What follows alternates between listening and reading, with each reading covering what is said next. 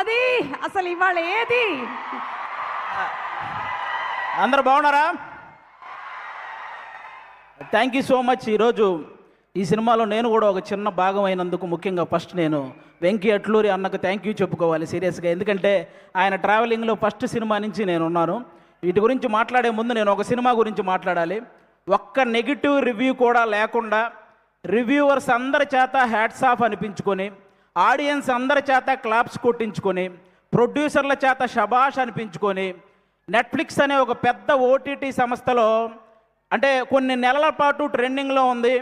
తర్వాత నేషనల్ అవార్డే వచ్చి ఇంట్లో ఉంది. ఆ సినిమా పేరు లక్కీ భాస్కర్. అది తీసిన డైరెక్టర్ మన వెంకీ అట్లూరి గారు. మామూలు విషయం కాదు. అప్పట్లో మాయాబజార్ అని, శంకరాభరణం అని, రుద్రవేణ్ అని ఇలాంటి క్లాసిక్స్ గురించి మనందరం మాట్లాడుకుంటాం. ఈ జనరేషన్కి లక్కీ భాస్కర్ కూడా ఒక క్లాసిక్ మూవీ అనమాట. అలాంటి మూవీ తీసిన వెంకీ అట్లూరికి నిజంగా థ్యాంక్ యూ సో మచ్. నాకు మా గురువు గారి డైలాగ్ ఒకటి బాగా గుర్తొస్తుంది. త్రివిక్రమ్ గారి డైలాగ్ ఒకటి అరవింద సమేతలో, ప్రతి 30 సంవత్సరాలకి బ్రతుకు తాలూకు ఆలోచన మారుతూ ఉంటుంది.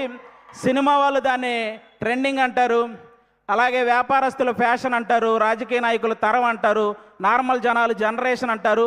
ప్రతి జనరేషన్లో ఒక గొప్ప థాట్ను ముందుకు తీసుకెళ్లే వాళ్ళని టార్చ్ బేరర్ అంటారు.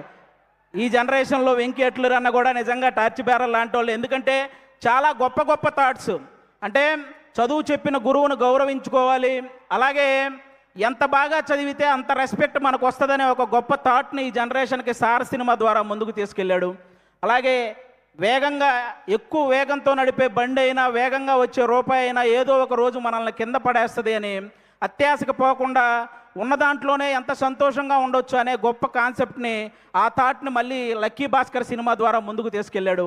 ఈరోజు ఈ విశ్వనాథ్ అండ్ సన్స్లో సూర్య గారితో అంటే ఒక ఫ్యామిలీ సబ్జెక్ట్, అంటే మార్నింగ్ షో, ఫ్యాన్స్ షోకి కూడా ఫ్యామిలీతో సహా వెళ్ళొచ్చు అనే ఒక మంచి సినిమా ఈ థాట్తో ఈసారి ముందుకు రాబోతున్నాడు.